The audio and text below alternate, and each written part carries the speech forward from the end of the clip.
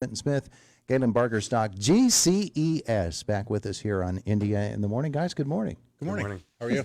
Wonderful. It's good to have you both back with us here this morning as we talk about retirement planning and finances for your family.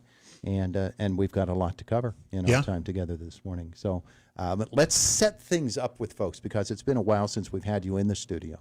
And we want people to understand who GCES is, what GCES does and can do for your family. Yeah. So, I feel like a lot of people know us. People have probably heard us already, and we've been in town for a while. You know, a lot of people thought that we worked with government contracts for the longest time because although GCES is what we go by now, our original name was Government and Civil Employee Services. So a long time ago, Galen and I started out pretty much working with just postal employees, explaining to them the ins and outs of their retirement and their benefits and the things that they get for being federal employees. And the company that we worked for in the beginning pretty much sold the same life insurance policy to every single person that they met with, regardless of whether or not that was the right choice for that person. They went bankrupt, so. Yeah. So that ended, pretty badly, I would say. That company went bankrupt, but it was a good place for us to start because it showed us what we didn't want to do. We went to a conference with people that sold the same product all over the country, and there was one lady that came to breakfast and she was boasting and bragging about how on Sundays she would get up and she would just call her clients and try to sell life insurance until she made more than $1,000. Right. And she didn't care about the clients, what they needed or anything. She was just there to sell something to someone. And that's kind of why we've been so successful in working with federal employees in the beginning. We work with everyone now. So if you are interested in retiring, or investing or doing any of those things, we can help you out. Yeah. So the planning process is what it's all about. And Galen, it's not about selling somebody something because it really is a personal thing for every family. And it is literally their life savings. So you want to do something beyond just selling somebody something. You want to help them to set themselves up for a lifetime. Our focus, of course, is on that period of your life after you have stopped working for a living, as they call it. But at the same time, you want to, during that time leading up to your retirement, you want to live the life that you really dreamed of living. Yeah. I think most of the reasons why, people, come to us is because I just listen. When I sit down with somebody, the first 15 minutes that I'm talking to somebody, I'm just listening to what you have going on in your life. And from there, I'm hearing, the triggers that you have financially that you need to fix inside. And that's kind of where, we build the path, and it depends on where you're at in your stage of life and what you want to focus on. I mean, to give you a good idea, I just met with somebody on Sunday. I've known him for probably about 15, 16 years. And he's now in his, mid to late 70s, and he does not want to retire. And I don't think there's anything wrong with that. He could have afforded to retire probably 8 or 9 years ago. And everybody's life path is so different that you just have to listen and see what people want, because he's just interested in, how do I leave my money on to my family now? He's not interested in, when am I going to retire and what my income is, because throughout his lifetime, he did what he wanted to do. He had his career, he had side rentals, side jobs, things like that. So the wealth accumulated, and now he's just wondering what to do with it, not necessarily how do I afford to retire. It's just, where do I go? Yeah, it's interesting you put it that way, because that there are many families that are saying, I know that, when I leave this earth, I'm going to leave behind a certain amount of property, of value, monetary, whatever it happens to be, whatever the legacy is that I leave to my family. I don't want them to be burdened. And so it really is about that. What are you doing over there, Clint? He's drinking I'm something. sneaking a drink. We have like 25 minutes today. It's a long time. I got to keep my whistle wet. It's just the avenue of approach that you take with it, I guess. What you're looking to expect with it. The thing that I would say that you said earlier, Todd, is about selling. When it comes down to it, I don't look at us as salespeople. especially with like federal employees, we're doing a lot of pro bono HR and showing them how to take advantage of the things that they get for free and what the best advantages are to utilizing things in different ways. Whenever we sit down with clients and whenever Galen sits down with someone, he's never selling something because whatever we're doing is going to be better than what you already have. Do you know what I mean? And we prove that on paper. Galen has a fiduciary responsibility that anything we sell to people has to be better than what they already have. If we're replacing something, it has to be better than what we're replacing it with. We never take someone and put them in a superior product into something inferior. So primarily you work at the beginning of this venture with postal employees, and government employees have a whole different financial package, if you will, than folks in other sectors of the world, and in financial sectors, private business, private enterprise. Is it all that much different in terms of the actual savings package that you design for them? Because it really is a personal design, is it not? Yeah, it is. I mean, and a lot of it is, stuff that I've created to help them figure it out along the ways to mirror and help what they already have a little bit better. So it's everybody taught me where the problems lied, and then I kind of helped figure out the solution. So if there is a life insurance issue, we correct the life insurance issue. Some people are worried about cancer, so we have the cancer policies and things like that. The biggest thing that I'm getting hit with the most right now is investments. People have a lot of questions on traditional IRAs, Roth IRAs, when to pull, when not to pull, conversions, everything like that. That's the biggest hit. And I think that's because of the world with the economy is not good. The stock market seems to be doing good because, a lot of the top companies are performing because the world's moving and people are buying things. But at the end of the day, I don't think the economy is good because of the jobs out there, and from conversations I'm having with, everyday people about what their fears are for retirement. Well, one of the interesting things to me is that, and you mentioned this, when you consider Roth IRA versus traditional IRA, the various different savings and packages that are available out there to you, the rules and regulations by which those things operate, they are changeable, and what applies today might not apply in 2 years or 3 years. Yeah. And certainly, that whole idea of savings changed in the last 5 or 10 years, probably more than ever before in American history. So we can't just look at it the way that we may have looked at it 5 or 10 years ago. No, it's different. Federal employees and regular people pretty much end up going into the same stuff when it's on our end, if that makes sense. So what we would put a federal employee into isn't any different from what we would put you into, if that makes sense. Because I think you asked that earlier, if there's much of a difference. Federal employees have some little perks, like they get offset Social Security if they have so many years of service by the time they turn 56. So there are some little benefits and perks that you get for being a federal employee that we know about. And they all have a pension. A lot of people around here don't have a pension, And even you have to think too, we do federal, state employees. We also can do county and municipal. So anyone that works for the government on whatever level it is, we can help them work with what it is that they have. Because also there's differences between federal and state and municipal employees as well. So if you're a government worker, it's not necessarily that there are different sets of rules, but there are different available products. And people in the private sector, Galen, you can help them by understanding that there are different products available to all of them as well. Yeah, I mean, the example for that would be like life insurance. So life insurance companies will offer a package for federal employees, and only federal employees can have it. It's group coverage to be comparable or better to what they already have. I can do the same thing for any employer. I just have to set it up. So if the state has group policies, but if a hospital would like to have their own policy for the hospital, I could design that for them. It's really just a signature that the insurance company wants saying, hey, this group of people, we want to band together and give them a good deal where they might not have to worry about health conditions. That's the biggest thing on group policies. You could have a heart attack as long as you're working. 3 months later, it's going to issue. The cool thing is we've also started working with businesses locally since we moved and since we've started working with everyone rather than just federal employees. And it's not where hey, we're going to talk to your employer and then all your employees are going to get the same thing.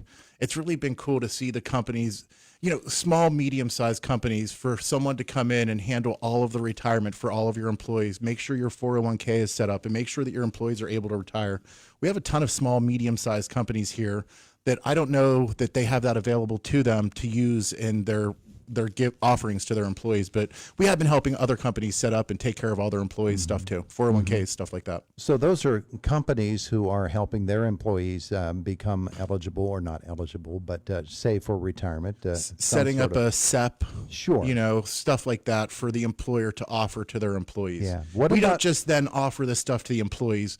Galen actually goes out and meets with all the employees individually and make sure they have a whole financial review. It's not just like, hey, here's your health insurance this year. This is what you get, and you have no choice. Yeah. Does that make sense? Sure, it does. Yeah. And in fact, I was just going to expand it by saying, okay, you can work with companies to set up plans for their employees. What about that individual who says, I've been doing it myself for all of my working career.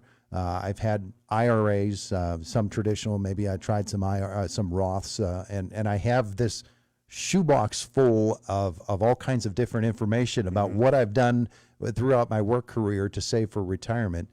Can they come to you and say, Galen, here's my shoebox, and I wear size 12 shoes, so I've got a lot in the shoebox.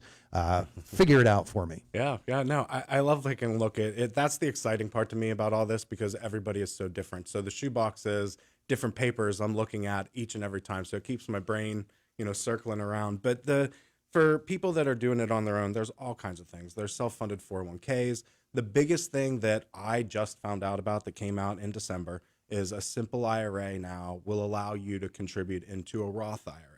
What that's going to allow you to do is it's going to allow you to put $16,000 a year into a Roth IRA instead of the normal, $7,000 or $8,000 based on age. So now, if you have a simple IRA, you can defer that into the Roth and have the Roth savings. And that's stuff that's always ever changing in the business, because I even asked an accountant about it, and they're like, we don't know what that is yet because it's so new. I found out about it because people were asking me questions on backdoor Roths, high income earners. So, it keeps it fresh. And you can already hear the questions forming in people who say, I've been avoiding that Roth because you have to pay the taxes on it now as opposed to deferring it till later with the traditional.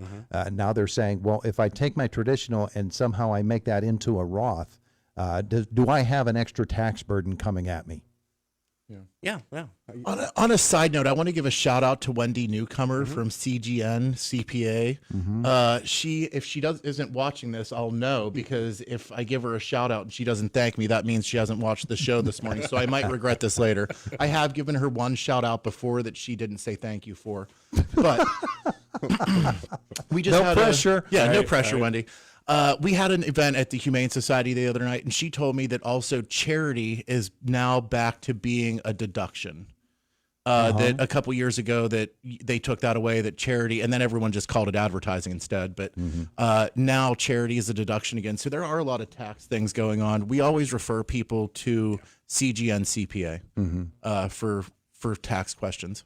All right, so we are reintroducing folks to GCES and what GCES is all about. Galen, let's describe that very first meeting. Somebody hears this morning or watches it on our Facebook page and says to themselves, all right, those guys, they seem to make sense. They really seem like they want to help me get my retirement planning. And I do. I have a shoebox and I have something else. I have a couple of envelopes and some things. I've got all kinds of things that I can take to them.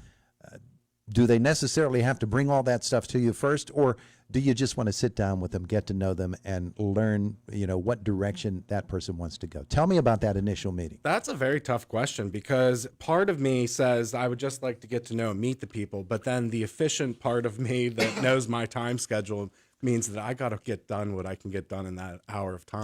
So the thing with an appointment, once you call in and you have the appointment, you're going to talk to Samantha. She's going to tell you exactly what you need to have to the appointment. The biggest thing that I would tell people that would help me be faster would be to log on to ssa.gov and create your Social Security account. Okay. Every American has Social Security. It is your website to go to find out your numbers. And that's a third, usually, sometimes half of a person's pension. So if you have the login, that makes it fast. But then we're just going to talk. We're just going to have a normal conversation about what you have, what you're looking to accomplish, family, how the family's working, children, unfortunately, spouses have passed, people have got remarried, divorces. So I talk about all the uncomfortable stuff that people don't really want to tackle and talk to, everyday normal chit chat conversations. The stuff you've been avoiding Yeah. addressing, now it's time to address it. Yeah, it's hard for me to have a connection with a conversation outside of work because I get so much intimate stuff from my work conversations that my outside conversations are like, oh, wow, it's sunny outside. Who cares? How about that weather? Let me see your numbers. I need to get into your numbers right Let me now. just say, if you have the option and the shoebox is in your hand, just bring it with you, Yes. because I know you're going to get 5 minutes into the conversation and Galen's going to ask you, well, what is that? I don't know. Yeah. Well, how much do you pay for it? I don't know. What is it? I don't know.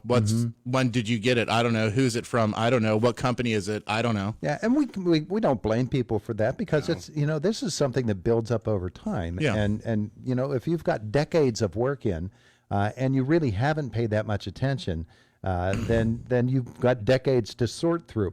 But at the same time, we are looking as well at the young folks and saying to them, now is the time to start thinking about your retirement and setting yourself up. And maybe you've only been working 3 or 4 years of your career. Maybe you're only in your 20s. Yeah. Let's start thinking about when you're in your 60s. Yeah, we've surprisingly been working with a lot of younger people recently too. A lot of people are setting up stuff for their kids. There's the Trump baby tax credit that came out last year that people are going to be opening up accounts for their children for free.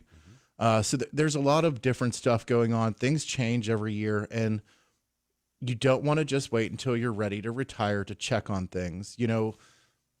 Retirement is almost inevitable. There's like 2 ways to get out of retirement. One of them would be working until you pass away, and the other one would be dying prematurely before you get the chance to retire. So neither of those are really good options. So a lot of people, and that's in my notes of stuff to talk about today, matching money is something Galen tells people all the time. A lot of places give matching money, a 4% match, a 5% match, whatever it is that they give. That is the first thing you need to do. Don't buy life insurance unless you're doing that. Don't do anything else unless you're doing that, because that's the only way you're going to get that free money. Adds tons of money into your retirement that you have to think. We're all working. There's people right now driving past us on the street that are in the process of making money, but also saving some of that for a third of their life. Retirement can be a third of your life, but no one is saving a third of their income. Yeah. And that's a really weird way to look at it. You have to be looking at your investments, making sure that they're performing as well as they can, check in every once in a while to really have a retirement that you want to enjoy. And a lot of people don't do that. Timing is a pretty important process, huh?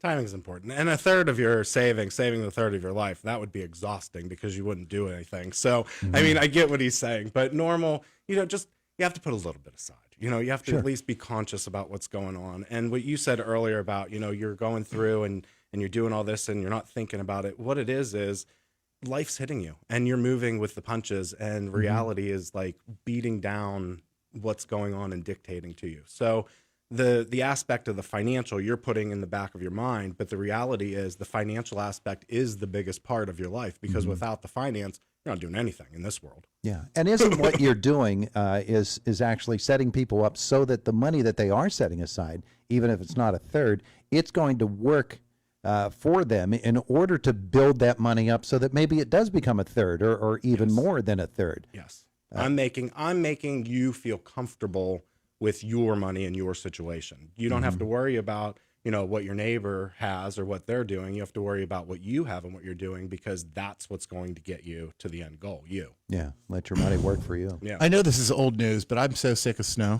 Okay. And that was another thing that we wanted to talk about, unexpected expenses. Like even winter there are so many unexpected expenses that people get hit with. We had plumbing issues at our house that was, $50,000 in damages, and it's still not even done. And there's, people have to try. It's a really big balance. Do you know what I mean? Between making sure you're saving money for retirement while also taking care of stuff right now. And a lot of times people will come to Galen to find out the best way to navigate through that. Do you know what I mean? Like, hey, I'm retiring. Do I want to pay off my house? Should I pay off my house? What's the best way to do it? we can help a lot of people with all of those little questions. It's not just should I get life insurance and how are my investments? It's how to navigate the whole financial world as well. So your rainy day fund becomes a snowy day fund as well. Yes. Yeah. Yeah, all of those unexpected things, car repairs, house repairs, as you were saying, medical bills. People don't know, and especially as they enter into retirement years when they're going to have more of a health issue in their life than probably they had as a younger person. As they get older, health obviously becomes the number one issue in their life. How do I care for myself? How do I care for my family? Do I set myself up so that in my later years, when I feel good now, but when I'm not feeling well and I'm not able to care for myself, I go into a facility that is going to care for me. You can help them with all of that. All of that, it guide you along the path so you make the correct decision for your situation. Yeah. It's just, you have to figure out what you want to figure out with the health insurance aspect. Are you looking to have a more expensive monthly premium and not have to worry about bills? Or are you looking to go dirt cheap and then you're going to get nickeled and dimed out of pocket? So a lot of times people are going for the bigger bill, paying more money to have less, but it's an affordability thing. And sometimes you have to be dictated to where you're going and stay in a network because you don't have the funds to go somewhere else. You don't have any other option. Yeah. Myself personally, I joined the military to help, pay off debt and, a lot of bad stuff happened to me, but at the end of the day, I have full coverage from the VA. So I'm very grateful for everything that I have. Unfortunately, because I didn't retire and I have a Purple Heart, Clinton doesn't have that, but we do have health insurance through the company and stuff. So, but health insurance, everybody worries about the health insurance and aspect because you're aging and also the body, take a postal employee. A lot of the people that are delivering our mail, even right around town here, shoulder injuries, back problems, they're carrying all these packages and they're 55 years old. They started 20 years ago and now their body is broken down and they're still trucking along trying to get to that retirement. So they're beating their body more, making the health issues more pertinent. So it's a never ending cycle, Yeah. All right, gentlemen, we are out of time for today. Now you're going to come back on the second Tuesday of every month. And we're going to get this thing rolling, and you'll talk to folks for 25 minutes or so about what is going on with them financially, how GCES can help them. Between now and that second Tuesday of next month, Clinton, what should people do if they want to get started with GCES? If you want to book an appointment, call Sam, Samantha Nichols. Her phone number to reach her directly is 724-915-0005. So it's 724-915-0005. That'll get you to Sam directly. She can explain all of the things you'll need for your first appointment, and she can set you up with a time that's convenient for you and for us.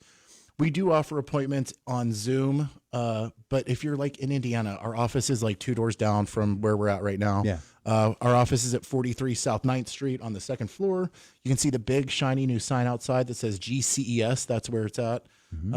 And you can come there for an appointment, and we also do them in your house. Yeah. So 724-915-0007. Talk to Sam. Beautiful. Guys, thanks so much. Thanks so much. Hey, thank you. It is Indiana in the morning. It's WCCS 101.1 FM, AM 1160, WCCSradio.com. Matt is here. He's in the